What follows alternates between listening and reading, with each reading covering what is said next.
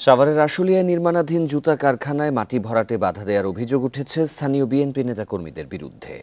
শুক্রবার দুপুরে শিমুলিয়া মোড়ে এই ঘটনা ঘটে। এ নিয়ে থানায় লিখিত অভিযোগ দিয়েছে কারখানা কর্তৃপক্ষ। অভিযোগ থেকে জানা যায়, কারখানা কর্তৃপক্ষ শিমুলিয়া ইউনিয়নে 450% জমি কেনে। সম্প্রতি জমিতে বালু ভরাট শুরু করলে স্থানীয় বিএনপি নেতাকর্মীরা বেশি দামে বালু ভরাটের দায়িত্ব নিতে চান। বান্ডেল থাকলে প্রতি সেনমানিতে টাকা বাঁচবে।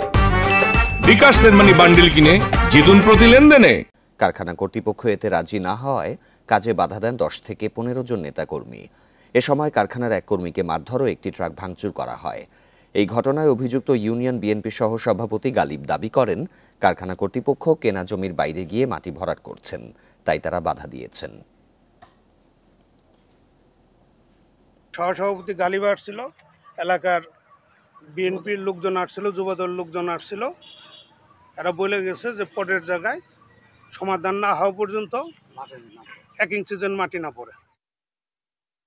তাদের মাটি তারা যেভাবে ভরাট করা যেত ওইভাবে তারা মাটি ফেলছে এবং এইভাবে এই পর্যন্ত কালকের দিন চালাইতে আসতে আবার হঠাৎ করে নাকি এবার তারা বাধা দিতে। তাৎক্ষণিকভাবে সংবাদে আমাদের ওই এলাকার যে পুলিশ টহল টিম ছিল উনি ঘটনাস্থলে গেছে।